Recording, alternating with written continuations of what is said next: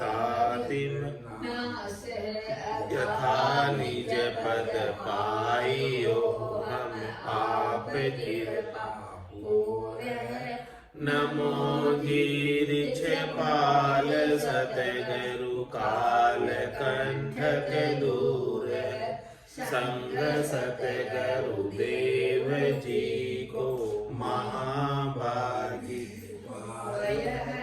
धर्म कर्म सर्म संशय शोक सारो जाय है शुद्ध आत्मा मल देखे पाय मैं जो नाम को अंकित ज्ञान भागो रंग लागो राम को गुरु नित गुण गाय परगट दीन के दयाल है राम चरण चित शरण लीनो कियो मोह निहाल मधुर वाणी आप की है गंग जैसी धार है स्वामी रामचरण जी महाराज का सर्वत्र जय जयकार है। बोलो राम सद्गुरु देव जी महाराज धन्य हो परम दयाल सद्गुरु सुखराम जी महाराज धन्य हो स्वामी जी श्री रामचरण जी महाराज धन्य हो अनंत श्री स्वामी जी श्री रामचरण जी महाराज के ज्ञान स्वरूप भगवान धन्य हो केवली भगवंता ने धन्य हो जीवा तारण जहाज धन्य हो मोक्ष के मालिका ने धन्य हो अनंत कोटि संतान धन्य हो राम सभा में राम राम महाराज शरणो सतगुरु दयाल को मुख हृदय हरि नाम नित पत संगत साधु की आजीवन मुक्त सुख राम अणबे पद पर कास के दायक सतगुरु राम अनंत कोटि जन सहाय की काय करूं प्रणाम सतगुरु को एको शब्द मन कोई लेवे मान तो सहज होते हैं संत दास मुश्किल सो आसान भक्ति भक्त भगवंत गुरु चतुर नाम वपु एक जिनके पद रज परसता नासत बिगन अनेक सब धरती कागद करम सब वन कलम कटाय सात समुद्र शाही करम सतगुरु गुण लिख्या न जाय राम राम राम राम राम राम। आप सभी के अंदर विराजमान परमात्मा के पावन चरणों को प्रणाम। स्वामी जी श्री रामचरण जी महाराज की अनुभव वाणी ग्रंथ अनुभव विलास का सप्तदशमों प्रकरण आरंभ हो रहा है।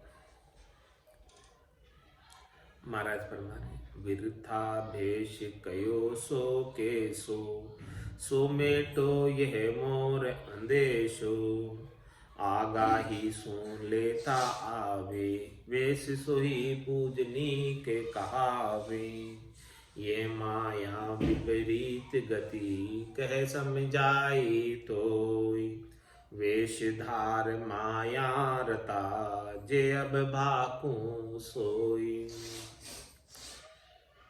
क्या बता रहे वेशधार माया रता, जो वेश धारण करने के बाद माया में रत रहते हैं वो अपने वेश को व्यर्थ ही गमाते, मिल्खा देही को व्यर्थ ही गमा देते। उसका महाराज वर्णन करके बता रहे वेश भजना नंदी राम का जानिए, राम बिन काम आधीन पूरा। वेश शिर धार भय मान हरि ना भजे, तास का मुख पर नाय मूरा। वाम दाम लगे लोभ उर में जगे, शर्म साता नहीं संत के सा। द्वंद्वादी खरा मुख वाचा बुरा, चाय का पूत यमदूत जैसा। निर्दयी दीन पर वीन पाषंड में, पाखंड में लोक पर लोक दुई भ्रष्ट किया। राम ही चरण या राम नाही रट्या, वेश धर पूर भर पाप लिया। वेश भजना नंदी राम का जानिए। वेश सच्चा धारण करना किसका कहलाता है? जो भजनानंदी है वही वास्तविक वेश धारण करने वाला है। वेश उसी का चरितार्थ होता है, शोभा देता है जो भजन करता। और वेश धारण कर किस लिए किया? भजन करने के लिए किया वेश धारण, आत्मकल्याण के लिए किया। लेकिन भजन नहीं करके वापस माया में लग जाते हैं वेशधारी, तो शोभा नहीं देता हूँ। वेश भजना नंदी राम का जानिए, राम बिन काम आधीन पूरा। राम जी के बिना कोई कामनाओं में लगे रहते हैं, कामनाओं के अधीन ही लगे रहते हैं, तो महाराज में वो पूरा है। पूरा यानी कोरे रह जाते हैं, खाली रीते रह जाते हैं। वेश शिर धार भय मान हरि ना भजे, तास का मुख पर नाई नूरा। वेश तो सिर पर धारण कर लिया, कपड़े तो रंगा कर पहन लिए, लेकिन राम जी के नाम का सुमरन नहीं करते। तो महाराज फरमाने जो सुमरन करते हैं उनके ही मुखारबिंद पर नूर सुशोभित होता है। रामा नाम नूर वारा मुख पर शोभे, तेज पुंज प्रकाश।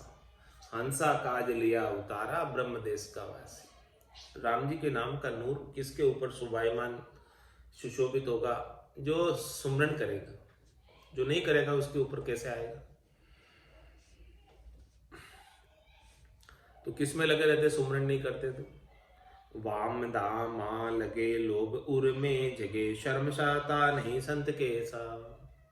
वाम में दाम में लोभ हृदय में लगा रहता है शरीर संसार के सुखों का, और उन सुखों की पूर्ति करने के लिए कोई शर्म नहीं करता, कोई शाता नहीं, कोई संतोष नहीं।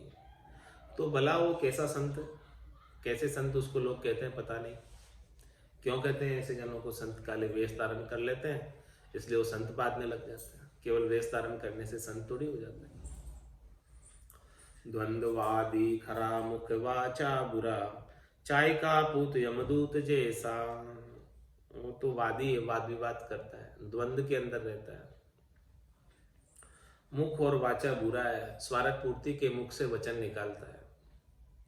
उसके जो भी वचन निकलते हैं स्वार्थ पूर्ति के निकलते हैं। तो चाय का पूत यमदूत जैसा, चायने का पूत है, चायना की पूर्ति होनी चाहिए बस।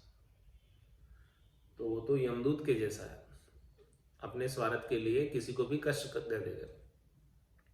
कोई कितना ही कष्ट भुगते उसे कोई मतलब नहीं, अपना स्वार्थ सिद्ध होना चाहिए। निर्दयी दीन परवीन पाखंड में, केवल पाखंड करने में प्रवीण है, दिखावा करने में प्रवीण है। ऊपर से वेश धारण कर रखा है तो वेश का तो दिखावा मात्र है, भीतर में चालना लगी हुई है शरीर संसार के सुखों की। तो उन शरीर संसार के सुखों की पूर्ति के लिए कुछ उसे दया भी नहीं आती जीवों को हतने में। निर्दयी दीन परवीन पाखंड में, लोक पर लोक दो ही भ्रष्ट किया। मतलब में ये लोग भी भ्रष्ट हो जाता है ऐसे साधु काम करता है तो, और परलोक भी भ्रष्ट हो जाता है, परलोक भी नहीं प्राप्त होता है ऐसे कामों के परिणाम स्वरूप। राम ही चरण या राम ना ही रट्या, वेश धर पूर भर पाप लिया। राम जी के नाम का सुमरन तो नहीं किया, वेश धारण करके क्या किया? ऐसे कर्मों और कामनाओं में लगे रहे, वो पापों का भंडा और भर दिया ज्यादा काटने की बजाय। पाप लिया शिर वेश धर मुख सु कयो न राम वेश सोई बर्तन मणियो वस्तु भरी को नाम। महाराज क्या समझा रहे? वेश तो बर्तन के समान है, वेश तो पीपे के समान है। अब पीपे के अंदर आपने तेल भरा या घी भरा, क्या भरा, तो क्या कहलाएगा? पीपे को कौन पूछ रहा? घी या तेल की वैल्यू होती है? वैल्यू किसकी होती है? तेल का पीपा कितने का आता है, घी का पीपा कितने का आता है? कितना अंतर है वैल्यू में? तो महाराज साहब, पाप लिया शिर वेश धर मुख सु कयो न राम, मुख से राम नाम का सुमरण नहीं किया, केवल वेश धर लिया और पाप कर्म करने। तो वेश सोई बर्तन मणियो, वेश तो केवल बर्तन के समान है। अब उसमें चीज क्या भर रहे हो? पाप भर रहे हो कि भजन भर रहे हो?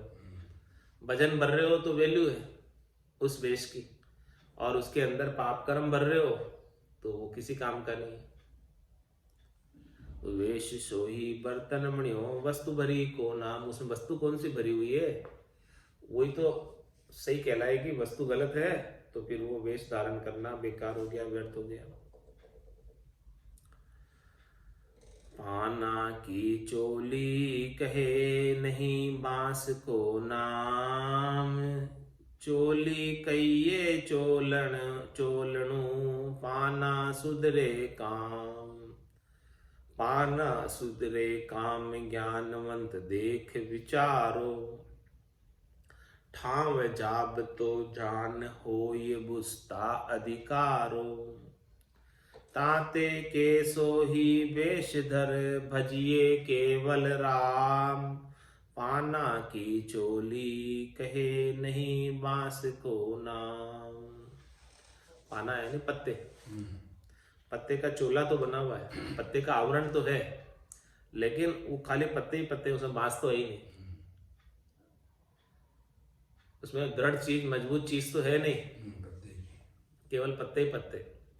तो पाना की चोली कहे नहीं बांस को नाम, चोली कहिए चोलणु पाना सुधरे काम, पाना सुधरे काम ज्ञानवंत देख विचारो, ठाव झाब तो जान होय बुझता अधिकारो। वो वस्तु होनी चाहिए जिससे आपका काम सज जाए तो ठीक है, नहीं तो बेकार है।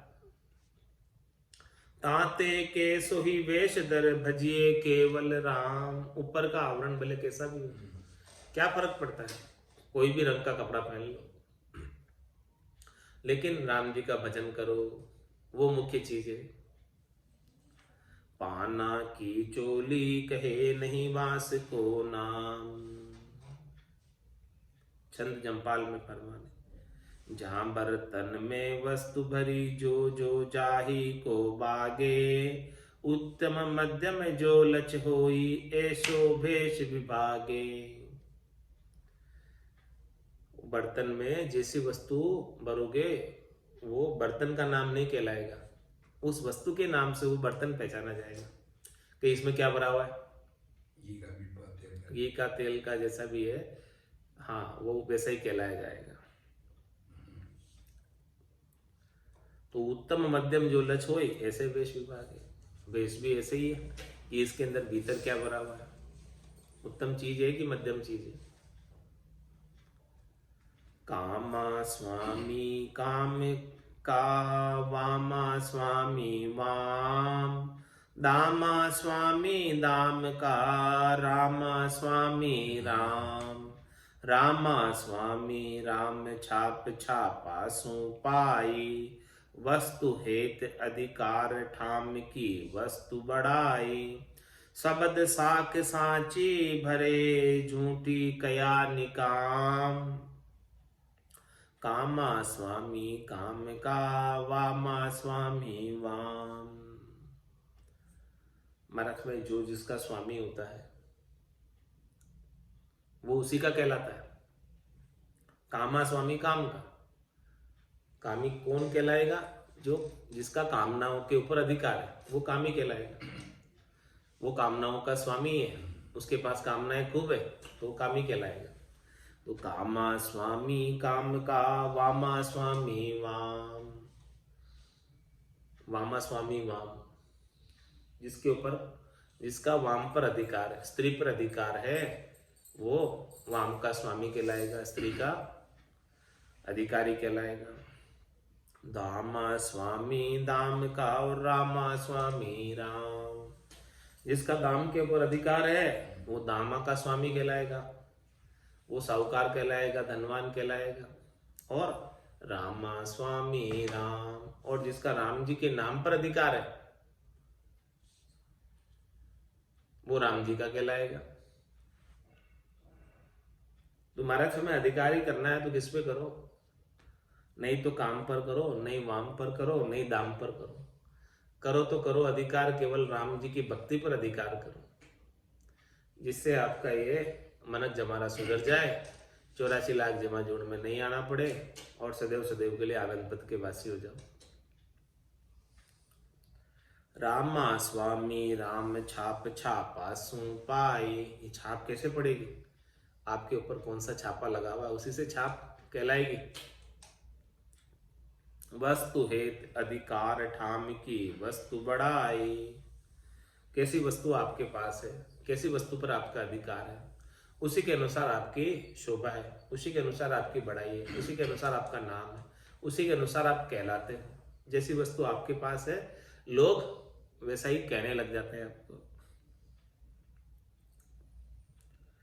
शब्द साखी सांची भरे झूठी कहानी काम, शब्द साख सांची भरे, शब्द जो उच्चारण किए जाते हैं वो उसके सच्चे अंग लक्षणों के प्रतीक होते हैं। जो साखी उसके लिए बोली जाती है, जो शब्द उसके लिए उच्चारित किया जाता है, वो उसके अंग लक्षणों का प्रतीक है। शब्द साख सांची भरे झूठी कहानी काम, झूठी से क्या काम?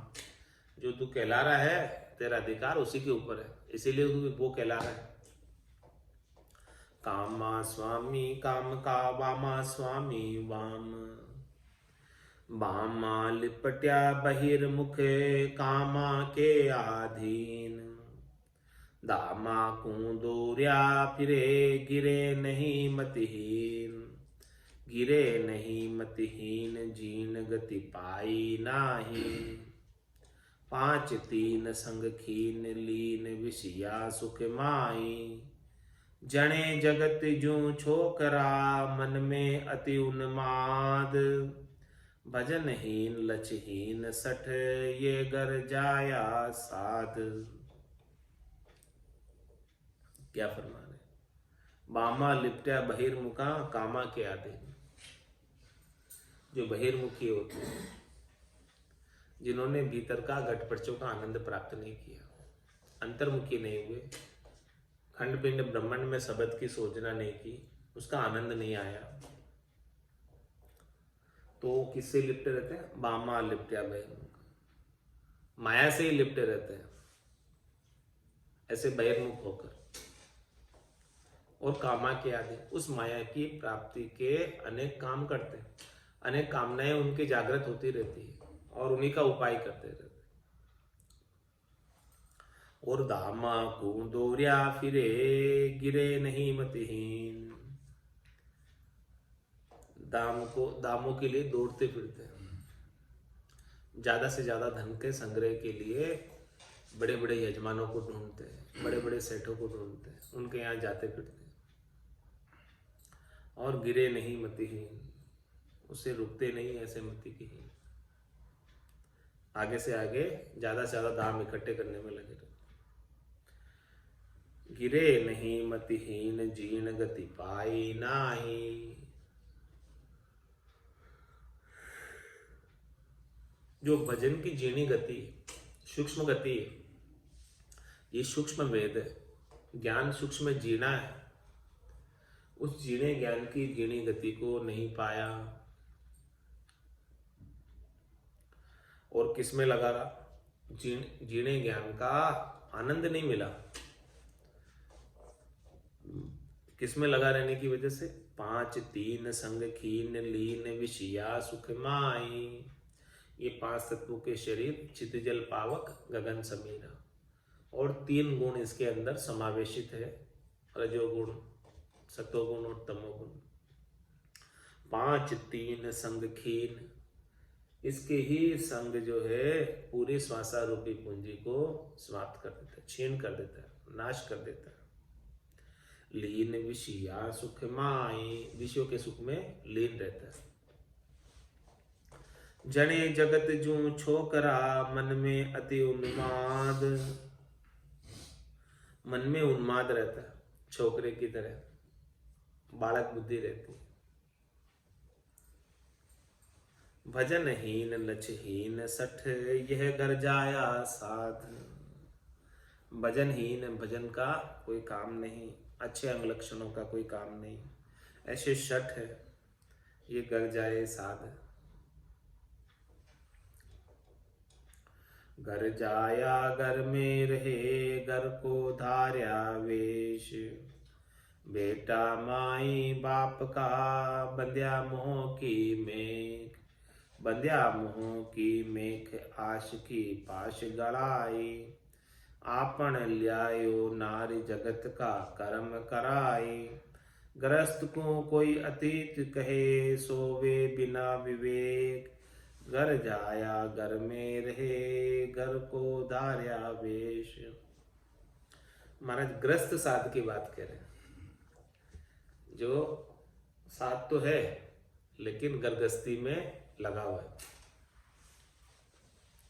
तो घर जाया घर में रहे और घर को धार्या वेश, घर में ही रहता हो और घर का ही वेश धारण करके रखता, अलग कपड़े नहीं पहनता। बेटा माई बाप का, बंध्या मोह की मेघ। जब वो घर में रहते हुए साधना करता है, घर में रहते हुए भक्ति करता है, तो उसका मोह तो बेटे से भी रहता है, माई बाप से भी रहता है, वो मोह नहीं छूटता।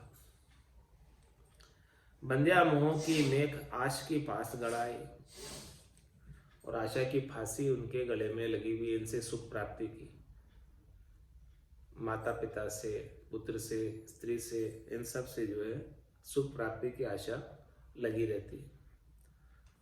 और आपन ल्यायो नार जगत का कर्म कराई, और स्वयं जो है शादी कर लेता है, ग्रस्त में है तो, और फिर संसार के काम करता है। ग्रस्त को कोई अतीत कहे, सोवे बिना विवेक। ऐसे जो है ग्रस्त के अंदर रह रहे हैं और उसको अतीत कहते हो, साधु कहते हो, तो महाराज कह रहे हैं वो बिना विवेक के। घर जाया घर में रहे, घर को धार्या वेश। वो घर के कपड़े पहने रहता है घर में।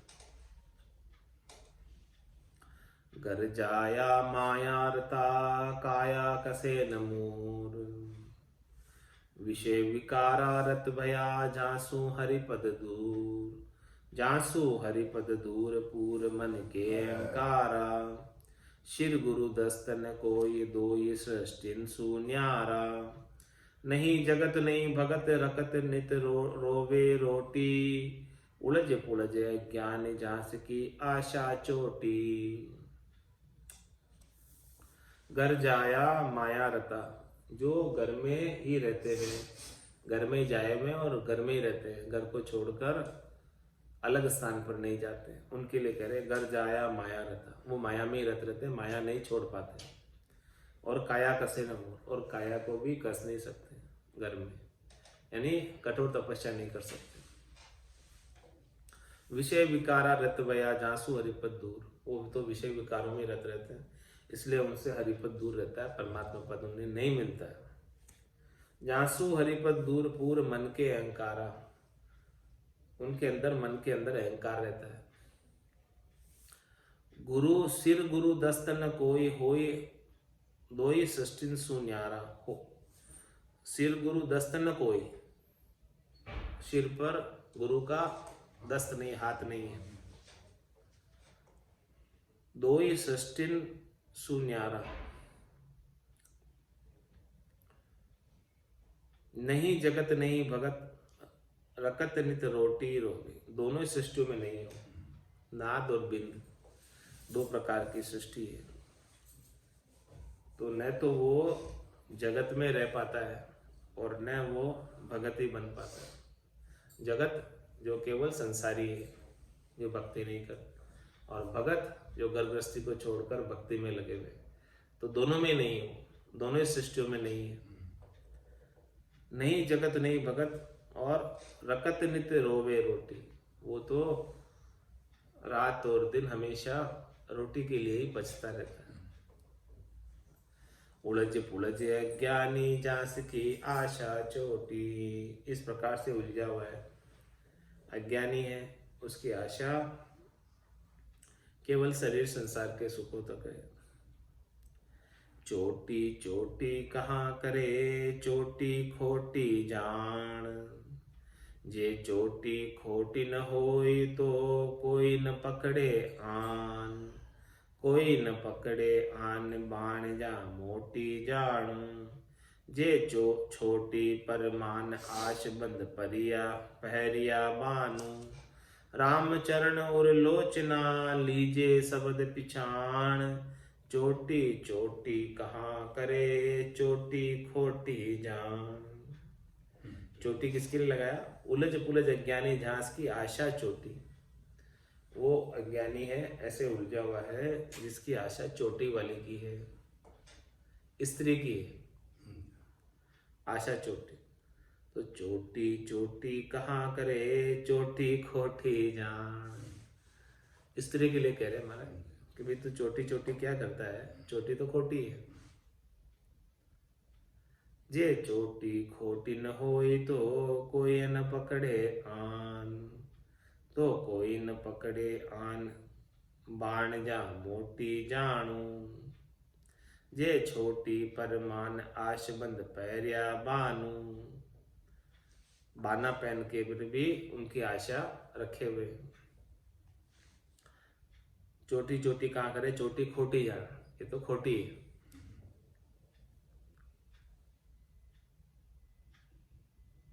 रामचरण उर लोचना लीजे शब्द पिछाण, मतलब में जो मैं शब्द कह रहा हूँ वो हृदय के चक्षुओं से पहचानो, हृदय के नेत्रों से पहचानो, भीतर में इसको समझो। चोटी चोटी कहाँ करे चोटी खोटी जान, चोटी आशा पार बस रोटी कारण रोज,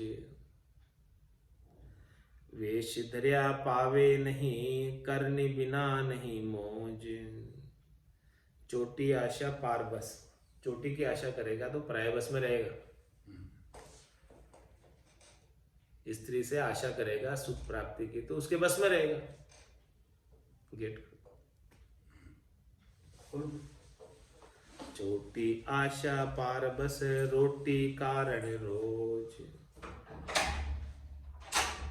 क्योंकि रोटी तो वही देगी, चोटी वाली देगी रोटी, तो दूसरी तो देगी नहीं कोई, तो उसके लिए तेरा रोना बना रहेगा। वेश धर्या पावे नहीं करने बिना न मौज, महाराज हमारे हैं कि वेश धरने के बाद भी यदि ऐसी राम भजन की करनी नहीं करेगा, शरीर संसार के सुखों की आसक्ति को छोड़कर, तब तक मौज नहीं मिलने वाली। भजन के बिना मौज नहीं, मौज है तो केवल भजन से है। मौजा मिले कौन विद बाबा ज्ञान विचार न जाके, विपता मार्या हरिपद हार्या अमला ही अभिला के।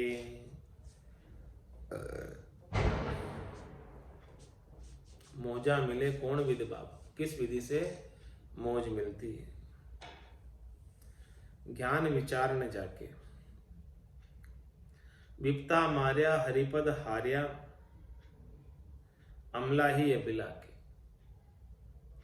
विपत्ति के मारे हुए हैं, हरिपद से हारे हुए, अमला ही अभिलाखे। अमला यानी अमल, हाँ अमल की अभिलाषा रहती है। तो महाराज हमारे हैं कि उनके ज्ञान का तो कोई विचार नहीं है, ज्ञान विचार न जाके, उसकी अमल की अभिलाषा है। अमल खा लेते हैं और कह रहे हैं हमारे तो मौज है। तो मौज मिले कौन विद बाबा, मौज कैसे मिलेगी उनको? ज्ञान विचारने जाके, उनके पास ज्ञान का विचार तो है नहीं। वो तो विपदा के मारे हुए हैं, हरिपद से हारे हुए हैं, और अमल जो नशा है उनको, वो नशे में लगे हुए। तो नशा करने वालों को मौज कैसे मिलेगी? हरिपद की मौज नहीं मिलेगी, आनंद पद की मौज नहीं मिलेगी। अमला का आधीन के अमला ही को ध्यान, भांग तंबाकू छूतरा हबे तबे सो ज्ञान, हबे तबे सो ज्ञान सत्य वायक नहीं पावे, इधर उधर की मेल झूठ को खड़ी करावे, हिली मिली संसार सो चली जाए गुदरान, अमला का आधीन के अमला ही को ध्यान। जो नशा पता करने वाले साधु हैं उनके लिए कह रहे महाराज कि जो अमल का अधीन है उसको अमल का ही ध्यान होता है, अमल का ही ध्यान करता है। कोई चिलम पीता है, कोई क्या करता है, तो कोई भांग पीता है, कोई तंबाकू खाता है। भांग तंबाकू छूतरा हबे तबे सो ज्ञान, ये सही ज्ञान नहीं है, हबे तबे का ज्ञान है, ऐसे ही ज्ञान है। हबे तबे सो ज्ञान सत्य वायक नहीं भावे, ऐसे जनों को सत्य वचन अच्छे नहीं लगते हैं भक्ति के। इधर उधर की मेल झूठ को खड़ी करावे, इधर उधर की बात, झूठी बातों को मेल कर उसे सत्य साबित करने की कोशिश करते हैं। हिली मिली संसार सू चली जाए गुजरान, बस वो अपना गुजारा करना चाहते हैं, कैसे न कैसे करके संसार से हिलमिल कर रहते हैं ताकि उनका गुजारा चलता रहे। अमला का आधीन के अमला ही को ध्यान, अमला का आधीन दीन दुनिया के आगे, दाता गिने न सूम डूम जो मांगण लागे, सिकल बिकल मन माए शर्म शंका नहीं आवे, दाता दे सोई दुखी सूम सन्मुख नट जावे, राम चरण चढ़ता अमल नकल करे बेहाल, उतरता अज क्या फिरे ये अमल्या की चाल। नशा पता करने वाले की चाल बता रहे साधु, जो नशा पता करते हैं अमल का, उनकी कैसी चाल होती है। अमला का आधीन दिन दुनिया के आगे, जिनको अमल का नशा चढ़ जाता है, जिनको अमल का खाने का चस्का लग जाता है, तो वो दुनिया वालों के अधीन रहते हैं, दीन होते हैं दुनिया वालों के। कहीं ना कहीं से उनको पैसे मिल जाए और वो पैसे से अमल खरीद के लाकर खा ले। दाता गिने न सूम डूम जो मांगन लागे, अरे भाई वो पैसे देने वाला है कि एकदम कंजूस है, कुछ ही नहीं देखते वो तो सबसे मांगने में लगे रहते हैं। कोई भी हो पैसा मिलना चाहिए जिसे अमल खरीद के लाकर खा ले। सिकल बिकल मन माय शर्म शंका नहीं आवे, दाता दे सोई दुखी सोम सन्मुख नट जावे। देने वाला जो दाता होता है वो भी दुखी होता है कि देखो मैं कैसे साधु को पैसे दे दिए, जो नशा पता करके खराब कर दिए सारे पैसे। और जो सूम होता है कंजूस, वो तो मुख पे नट जाता है कि भाई तेरे को मैं कुछ नहीं दे सकता। रामचरण चढ़ता अमल नकल करे बेहाल, फिर जब अमल चढ़ती है तब उसे बेहाल कर देती है नशे में। और उतरता अज क्या फिरे ये अमले की चाल, जब उसका नशा उतर जाता है तो उसे और वो नशा करने की लत, हाँ, उसके लिए अजक लगी रहती है कि कब वापस मैं इस अमल खाऊं। ऐसी अमलियों की चाल है, ऐसी साधुओं की चाल है जो नशा पता करते।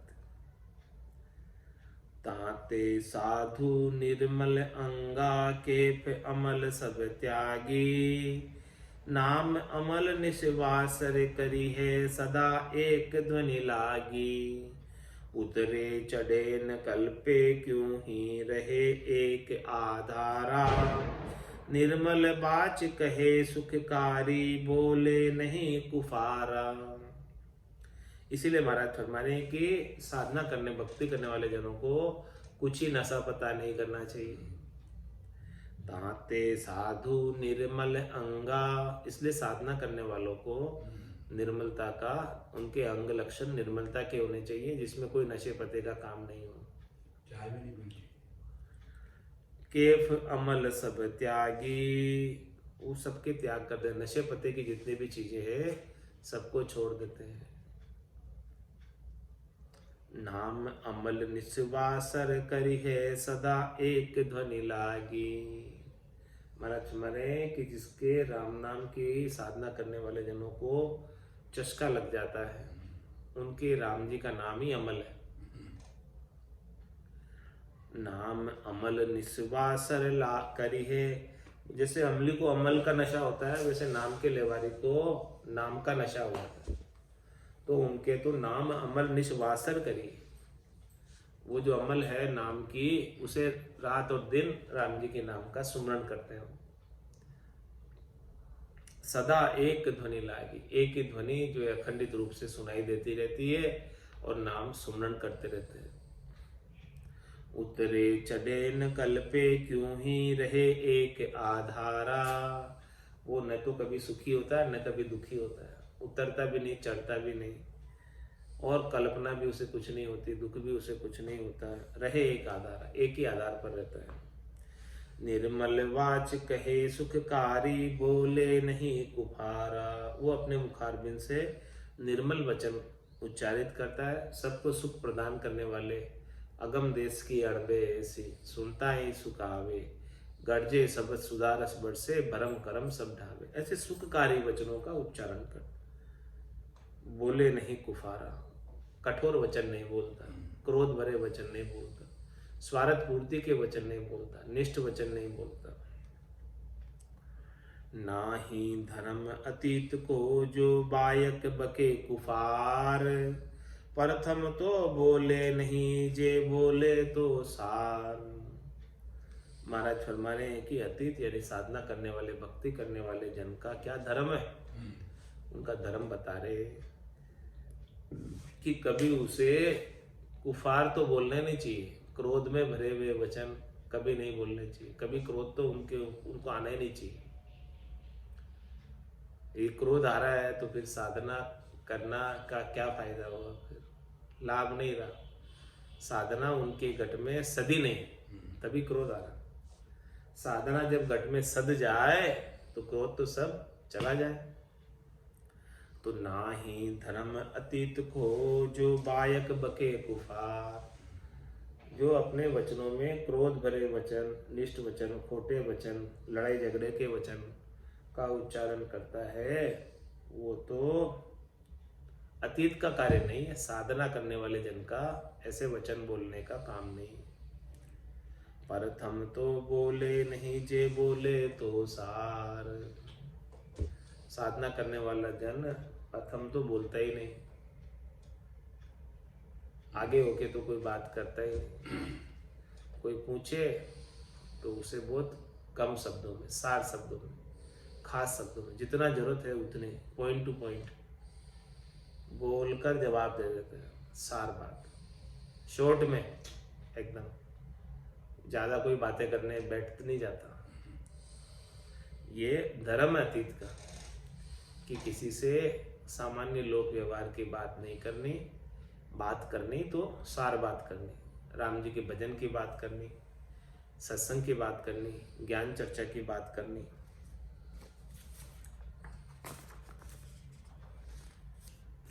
जय बोले तो सार शुद्ध वाचा उपजावे, मुख के शोभा होय कुशोभा कोई न गावे। हला मिनख ज्यों त्यों बके, भारी देख विचार, धर्म नाही धर्म अतीत को जो वायक बके कुफार। जे बोले तो सार शुद्ध वाचा उपजा, उनके मुखारबिंद से हमेशा शुद्ध वचन ही निकलते और सार वचन निकलते, अणबे के वचन निकलते, सार शब्द निकलते। मुख की शोभा होए कुशोभा कोई न गावे। जब ऐसे साधना करने वाले जन सार वचनों का उच्चारण करते तो उनके मुखारबिंद से निकले हुए वचनों की, उनके मुख की वाणी की शोभा होती है। कोई उसकी कुशोभा नहीं करता। हला मिनख जूत्यू बके भारी देख विचार। माँ के हला मिनख यानी हल्के मनुष्य, वो कुछ भी बकते रहते, कुछ भी बोलते रहते।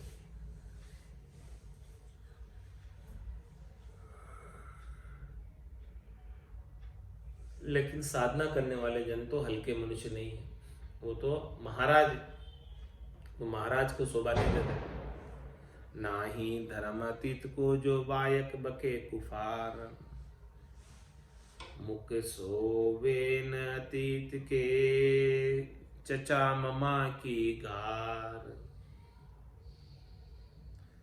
सब माई बाई लगे गार दिया होए नार, गार दिया होए नार चढ़े प्रतिबाय गणेरी। बाणी बिगड़ जाए ओखरी फिरे न फेरी। रामचरण सुध बोलिए वायक सुध निवार। मुख सोहे सोवे न अतीत को चचा ममा की गार। कोई कोई ऐसा होता है जिसे सेंटेंस शब्द बोल रहा है और बोलने के बीच में तकिया कलाम के रूप में गालियां भी बोलता रहता है।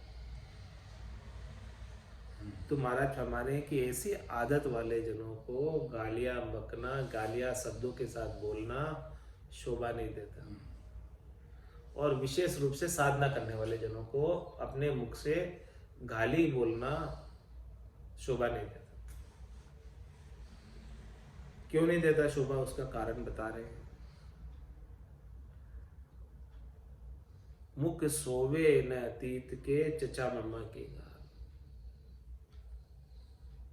चाचा की, मामा की, माँ की, ये सब जो गारी होती है, ये गारी मुख से बोलते हैं कोई तो उनके अतीत को शोभा नहीं देती। सब माई बाई लगे गारी दिया हुई ना। किसी को माई की गारी देते हैं तो सारी माई इस संसार के अंदर साधना करने वालों जनों के लिए बाई के समान होती है, माता के समान होती है। और गाली देते हैं तब फिर वो नारी के समान हो जाती है गाली देने से। तो फिर उसने माता तो समझा नहीं, गाली दे रहा है यदि अपने मुख से, तो जो नारी की गाली लगा कर कह रहा है तो वो तो नारी ही है, तभी गाली लगा रहा है।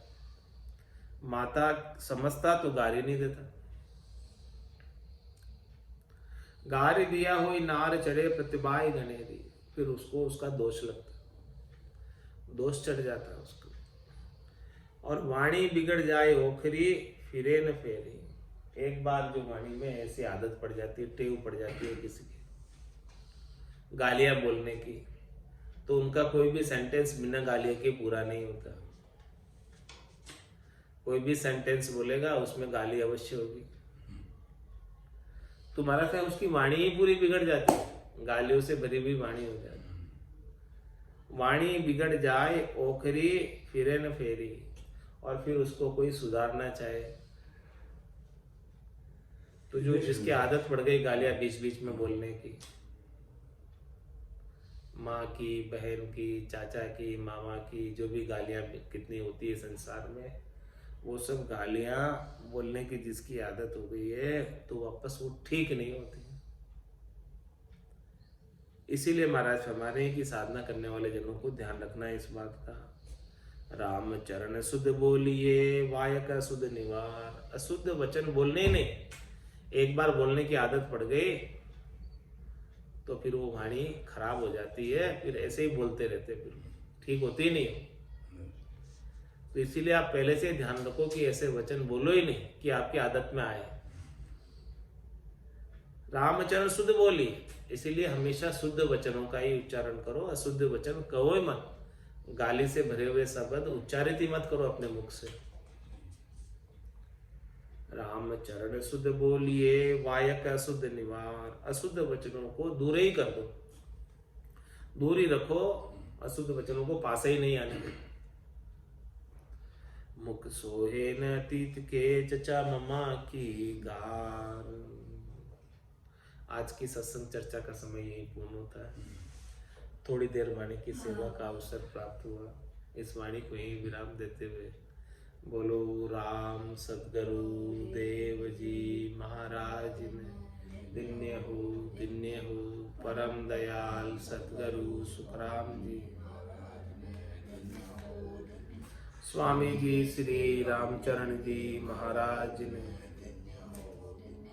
आनंद श्री स्वामी जी श्री रामचरण जी महाराज के ज्ञान स्वरूप भगवान ने, केवली भगवंता ने, तारण जहाज ने धन्य हो धन्य, मोक्ष के मालिका ने, अनंत कोटि संता ने, राम सभा में राम राम महाराज।